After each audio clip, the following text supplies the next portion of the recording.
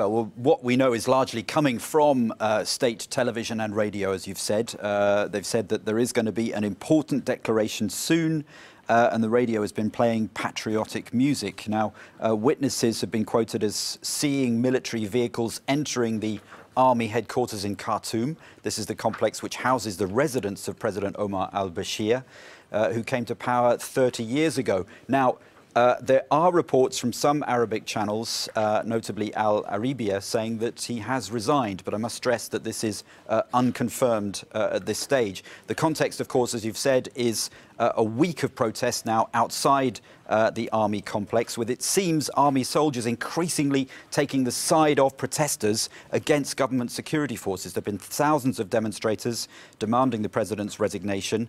There have been attempts to break up the crowds, with protesters being fired on, and reports equally of soldiers firing back at security agents. The police issued orders not to intervene against the protesters. There was a statement calling for calm and a peaceful transition of power.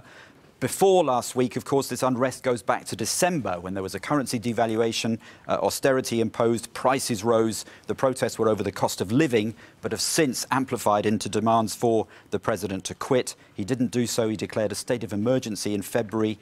There have been non-violent protests, but dozens of people, even so, have been killed. And in the past few days, we've seen all this intensify. And let's take a look now at the context. How has Omar al-Bashir's rule seemed to the Sudanese? Yes, well, he's ruled with something of an iron fist over the past 30 years. He came to power himself in a bloodless coup in June 1989.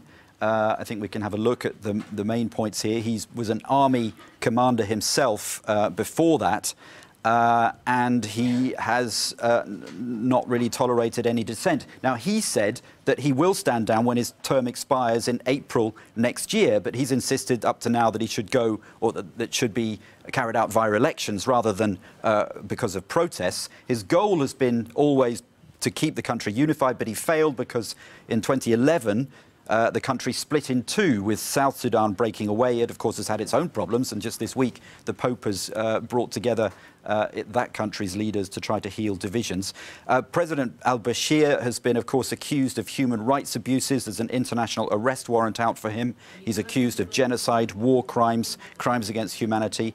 There have been diplomatic efforts, notably from the Troika of the US, the UK and Norway, to call for a transition plan. And just this week they've said there must be calm, and this is a pivotal moment for the future of the country.